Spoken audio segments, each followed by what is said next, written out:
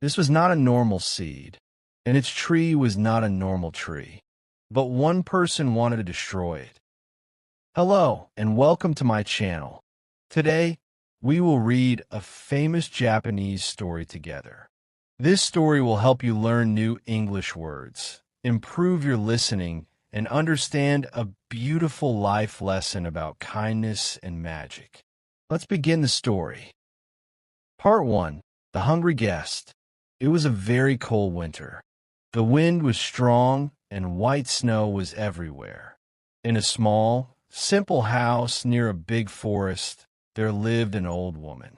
Her name was Oi. Oi was a kind person, but she was very poor and she lived alone. Her house had only one room. There was a small bed, a table, and a fireplace for cooking and warmth. Every day, Oi worked hard. She sat by the window and made simple cloth. She used her hands to make the cloth, and then she sold it in the village market. She did not have much money. She ate simple food like rice, vegetables, and sometimes soup. In the evenings, she often felt lonely, but she liked to watch the snow fall quietly outside her window. One night, it was especially cold. The sky was dark, and it was not just snowing, it was raining too, which made everything feel even colder.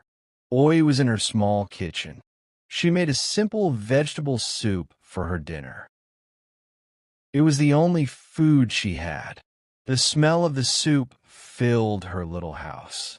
She sat near the small fire to get warm, holding the warm bowl in her hands. She was ready to eat her soup. Suddenly, she heard sound. It was not the wind. Knock, knock. Someone was at her old wooden door. Who is it? Oi asked quietly. She felt a little afraid because it was very late at night, and visitors never came so late. There was no answer, only the sound of the rain. Oi felt nervous. Was it safe to open the door? But then she thought, what if someone needs help? She stood up and slowly opened the door. Outside, there was a man. He was a traveler. His clothes were old, wet, and dirty from the long road. Water fell from his hair. He was shaking badly from the cold. He looked very tired and very hungry. His eyes were sad. "Good evening," the traveler said with a weak voice. "I'm so sorry to bother you. I have walked for many, many days. I am lost. I have no place to sleep. Do you have a small, dry place for me? Just for one night? Please, do you have a little food? Anything at all. I have not eaten for 3 days." Oi looked at the man. Her heart felt heavy with sadness for him. She did not have much. Her house was small. Her food was little. This soup was her dinner. But she looked into the man's eyes and saw real need. She remembered her mother's words, "To give is to receive. Please do not stay in the cold. Kumin, you are welcome here," Oi said with a warm smile, pushing her own fear away. She moved to the side so the traveler could enter her small home. The man came in slowly. He was still shaking. He left small wet marks on the floor. "Sit here, please. Sit near the fire. It will help you get warm," Oi told him kindly. The traveler sat near the small fire. He put his cold, red hands close to the warm light. "Thank you," he whispered. Oi went to her kitchen. She looked at her one bowl of hot soup. She was hungry. She could feel it in her stomach, but the man was more hungry. He was sick with hunger. Without thinking more, she took the bowl and a spoon and gave it to the traveler. "Here, eat this. It is simple, but it is warm and good," she said. The traveler looked at the soup and then at Oi's kind face. His eyes became a little wet. "Thank you. You're saving my life. You are a very, very kind person, he said. He took the bowl and ate the soup slowly now, tasting every good bit. After he ate, Oi took her best blanket from her bed. It was an old blanket with some simple colors, but it was clean and very warm.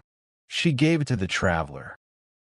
Here, you can sleep here tonight, near the fire. It is the warmest place.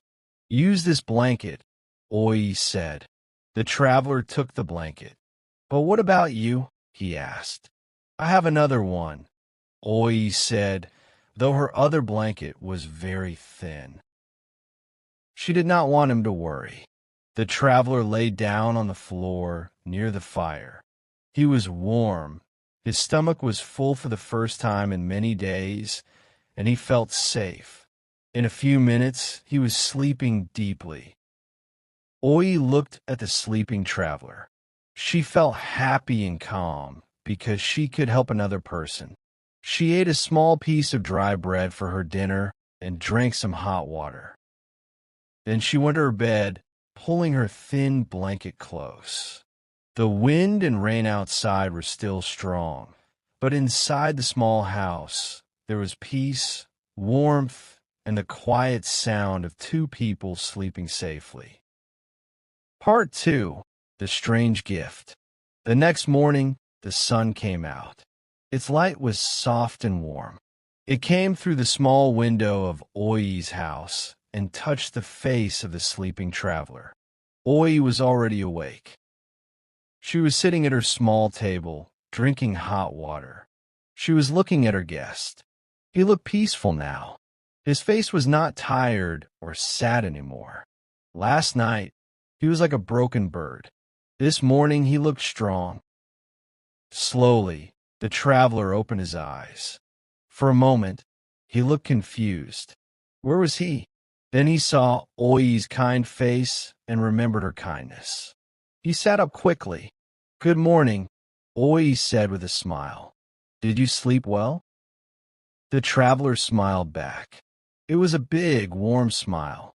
Good morning. I slept very, very well. It was the best sleep I have had in many months. Thank you again for your help. He stood up and folded the clean blanket carefully. He gave back to Oi. You saved my life last night. I was so cold and hungry. I had no hope, but you opened your door and gave me your food and your warm place. You are a truly good person. Oi felt her face become warm. She was not used to such nice words. It was nothing. Anyone would do the same, she said quietly, but they both knew that was not always true. The traveler put on his old coat. It was dry now. He was ready to leave. Oi felt a little sad. It was nice to have company, even for one night. Before I go, the traveler said, I want to give you something. It is a small thank you gift. He put his hand in his pocket and looked inside. Oi was surprised. A gift? The man had nothing. What would he give? He took something out of his pocket. He held it in his hand and showed it to Oi. It was a small brown seed. It looked like a normal seed from a fruit. Oi looked at the seed and then at the man's face. She did not understand. This, the traveler said, his voice serious and kind, is a very special seed. It is a plum seed, but it is not a normal seed. It can feel love and kindness. Oi listened carefully. His words were strange, but his eyes were honest. I want you to have it, he continued. Take this seed. Go to your garden. Find a good place with soft earth. Plant this seed there. Put it in the ground with your own hands. Oi took the small seed. It felt warm in her hand. But that is not all, the traveler said. You must take care of it. Every day, visit the seed. Talk to it kindly. Give it clean water. Protect it from the strong wind. Most importantly, take care of it with all your heart. Your heart is full of goodness. Let the seed feel that. He looked into her eyes. Do you promise to do that? Oi looked at the simple seed. It seemed so small and unimportant. But the man's request was so serious. She nodded her head. Yes, I promise. I will take care of it with all my heart. The traveler's smile became even brighter. Good. I believe you. Remember, true magic does not come from big things. It comes from a pure heart and small, kind actions. With those last words, he opened the door. The morning light was beautiful outside. Farewell, kind Oi. May your life be full of warmth, he said. And then he walked out of the door and down the small road. Oi stood at the door and watched him go. Soon, he was just a small shape in the distance, and then he was gone. Oi looked down at her hand. The small seed was still there. She felt a little silly. Could a seed really be special? But she remembered the man's kind eyes. She had made a promise. That same day, in the afternoon, she went to her small garden behind the house. The garden was mostly empty. There were only a few old vegetables. She found a nice spot where the sun shone in the afternoon. The earth there was soft. She used her hands to make a small hole in the brown earth. She placed the seed carefully inside the hole. She covered it gently with soft soil. Hello, little seed, she whispered. I will take care of you. Every morning, after she woke up, Oi went to the garden. She would bring a small cup of water. She poured the water slowly on the earth where the seed was. Good morning, little friend. Here is water for you, she would say. Sometimes, she told the seed about her day. It is very windy today. Don't be afraid. I am here. Or, the sun is lovely. I hope you feel its warmth. Her neighbor, Takeo, saw her one day. He was a rich man with a big garden full of beautiful flowers. What are you doing, old woman? He asked. Talking to the dirt? Oi just smiled. I'm taking care of a promise, she said. Takeo laughed and walked away. He thought she was a silly old woman. But Oi did not stop. Days passed. A week passed. There was no change. The earth looked the same. Some days, Oi felt a little disappointed, but she remembered her promise. She continued to visit, to water, and to talk kindly. Then, one morning, exactly 7 days after the traveler left, something happened. If you like this story, please don't forget to like this video, subscribe to the channel, and comment below. Your support helps me make more stories for you. Thank you for watching. Part 3. The Magic Flowers. Exactly 7 days after the traveler left, Oi woke up feeling different. It was very early. A soft, pink light was coming from her window, but it was not the normal morning light. This light seemed to dance. And there was a smell, the most beautiful, sweet smell she had ever known. It filled her whole little house. It smelled like flowers, like spring, like honey, and like something sweet she could not name. Oi sat up at her bed, her heart beating fast. What is that wonderful smell? She thought. She got up and walked slowly to her small window. She looked out into her garden. What she saw made her put her hands on her mouth in surprise. And on every branch, there were thousands of flowers. The flowers were the most amazing colors, soft pink, bright pink, and pure white. They glowed with their own gentle, magical light. This was the light coming through her window. This was the source of the beautiful smell. A miracle, Oi whispered to the empty room. She could not believe her eyes. She quickly put on her coat and ran outside into the cold morning air. She stood in front of the magical tree. Up close, it was even more wonderful. The flowers were perfect. Soft petals fell like snow, but they were warm and smelled sweet. A soft, warm air seemed to come from the tree, making the ground around it feel like spring, even though it was still winter. She touched the trunk. It felt strong and alive. "Hello," she said to the tree, tears of happiness in her eyes. "You are so beautiful." The news of the magical tree did not stay a secret for long. That morning, a farmer walking to his fields saw the strange pink light coming from Oi's garden. He came to look. His mouth fell open. "Oi, what is this?" he shouted. "It is my plum tree," Oi said simply, with a happy smile. Soon, more and more people came from the village. Men, women, and children all came to see the tree that grew in one night.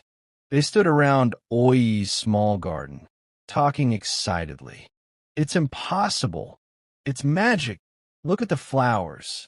They are glowing. I have never smelled anything so good." Everyone was amazed, but they soon found out the tree was not just beautiful. It was good that seemed to bring good luck and happiness. The farmer who saw it first had sick animals. After he visited the tree and breathed in its sweet smell, his animals became healthy and strong the next day. A mother came with her little girl who had a bad cough. The girl sat under the tree for a while. When they went home, her cough was gone, and her face was pink and happy. Another man was very sad because he lost his job. He stood near the tree and felt the warm, sweet air around it.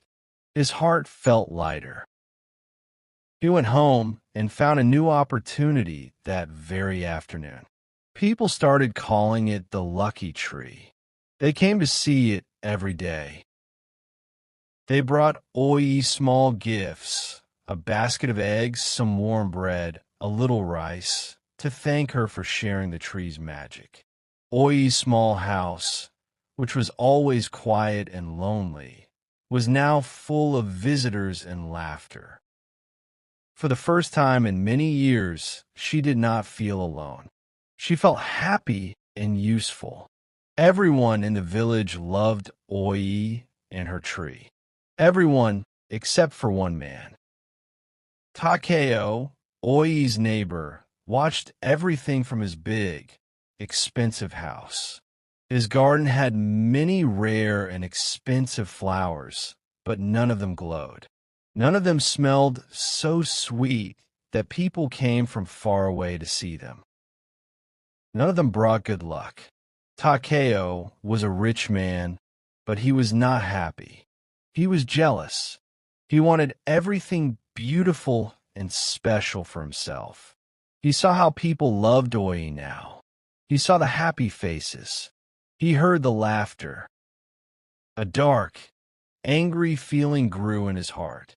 "Why does that old, poor woman have such a tree?" he said to himself, looking out his window with a frown. "She does not deserve it. I am rich. I have a big garden. That magical tree should be in my garden. It should be mine." He watched the happy crowd around Oi's little house every day. The more he watched, the angrier and more jealous he became. He could not sleep at night.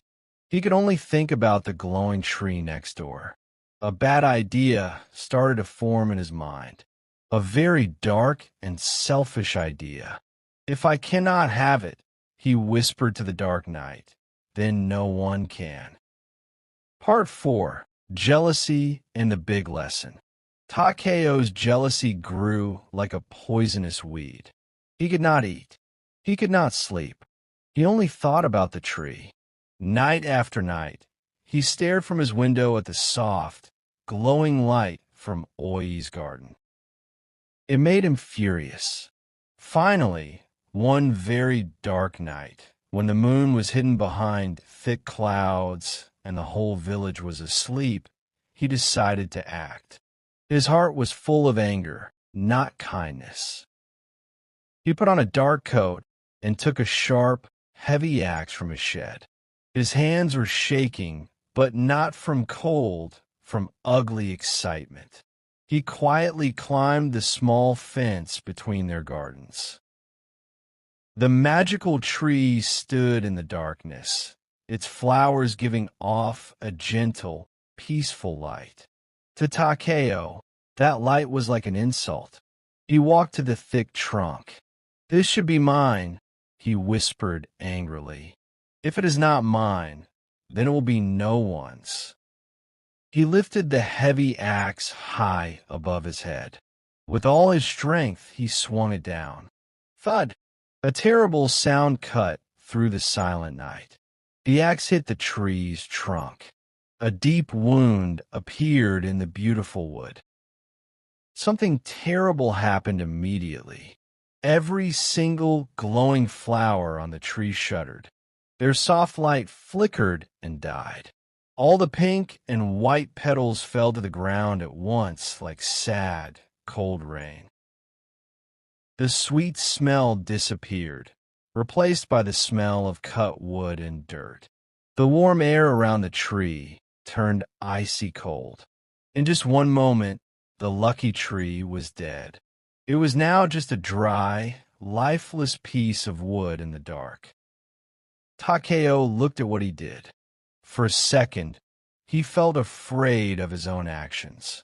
He dropped the axe, ran back to his house, and locked the door, his heart pounding. The next morning, Oi woke up. The house was cold. The beautiful smell was gone. Her heart felt heavy with a bad feeling. She ran to her garden. What she saw broke her heart. Her beautiful tree was dead. The colorful petals were now brown and dirty on the frozen ground. The trunk had a deep, ugly cut. Oi fell to her knees next to the tree. She touched the wound gently. Tears fell from her eyes onto the cold earth. "My tree, my beautiful friend," she cried quietly. "Who did this? Why?" She felt a sadness deeper than any winter cold. All the happiness, the visitors, the laughter, it was gone. She sat there crying for a long time, holding the broken trunk. Just then, a familiar voice spoke softly behind her. "Do not cry, kind Oi." Oi turned around. It was the old traveler. He was standing there, just like he had that first rainy night. His face was calm and kind. "You came back," Oi said, wiping her tears. "I felt the tree's pain," he said. He walked over and placed his warm hand on the tree's terrible wound. "Your kindness did not go away, Oi. It is here deep in the roots. True goodness is very strong. It is stronger than jealousy. It is stronger than an axe." He closed his eyes. He whispered words Oi could not understand. Then he stepped back. "Look," he said. Oi looked. Where the axe had cut the tree, the wood was not dead anymore. From the wound, two small, green shoots were growing. They grew fast like in a dream. In just moments, they became two young, strong, beautiful plum trees. They were smaller than the first one, but they were full of life.